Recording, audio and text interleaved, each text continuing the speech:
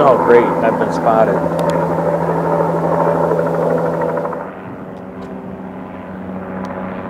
I'm only growing tomatoes!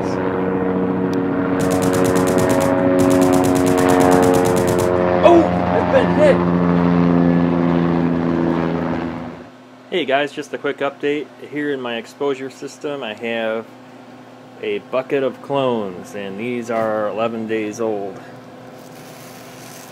And they're ready to come out.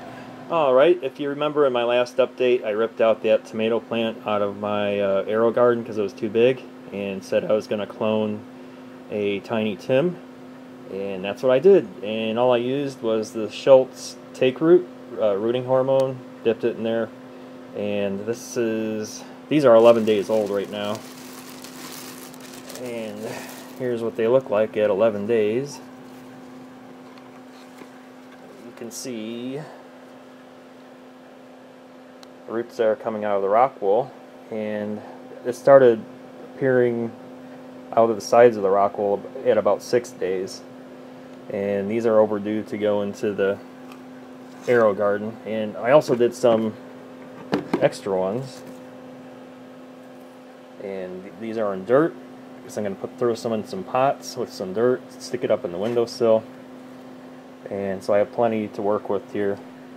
These little rock wool cubes are perfect for the AeroGarden. You can see that the plastic AeroGarden plant holder is perfect size to hold these rock wool cubes. Okay, now it's in the plastic container and ready for the AeroGarden. Perfect fit. Okay, it's been 14 days and my clones in the dirt have roots coming up the stem, which is unusual. I didn't think it would do that, but maybe some rooting hormone got up on the stem. Okay, I just took one out, and you can see at 2 weeks it has plenty of roots, and I actually just planted one in this pot and I'm gonna put it up in the windowsill. Well, I changed my mind. The windowsill was not very good because it's still gray and gloomy out, so I decided to put them under my T5 light, and they'll get nice and strong under here until I do transfer them to the windowsill. But as you can see, they're nice, short, strong plants, and they're only 14 days old. Well, as you can see, things are still wild and crazy. I trimmed a lot of the bottom branches, and everything's still growing tall, completely surrounding the lights. I changed this light out for the video so you wouldn't have to look at a high pressure sodium light and actually get to see more green with the metal halide bulb. But as you can see, they've grown all the way up to the ceiling, and they've bent over, kind of hitting their heads up there. And there's flowers all the way up there if you can see those. And here I'll show you some tomatoes. Here are my Mexico midgets. We're getting a lot of ripe ones now. And as you can see, they kind of grow in strings of maybe 10 or so. And I probably have, I don't know, maybe 10 of these strands throughout the whole plant. So I'm going to have a lot of ripe ones fast. Here's some of the other strands you could see from down here. And there's some more in there. And they also have some single tomatoes like this one here, which didn't grow on a strand, it's just kind of on its own. Here are my microtoms, world's smallest tomato plant, and as you can see, it's not doing so hot. I think I used some water that wasn't fully dechlorinated. The roots took a hit and turned brown, but this one had some tomatoes on it, and this is all new growth since the roots had their problem. And I'm actually getting a tomato on the new growth.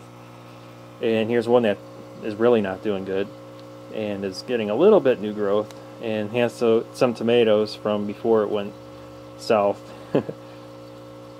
Okay, here are my orange cherry tomatoes. Here's a new cluster growing, and as I go down the plant, there are still some bigger green ones, and here's an older cluster of green ones. And over here on this one, I actually have some ripe orange cherries and more green clusters. So we're going to have a lot of ripe ones from that soon. If you guys remember in my last video I showed you that tomato that had 2 tomatoes coming out of 1 flower. Here's its update. It's still growing bigger.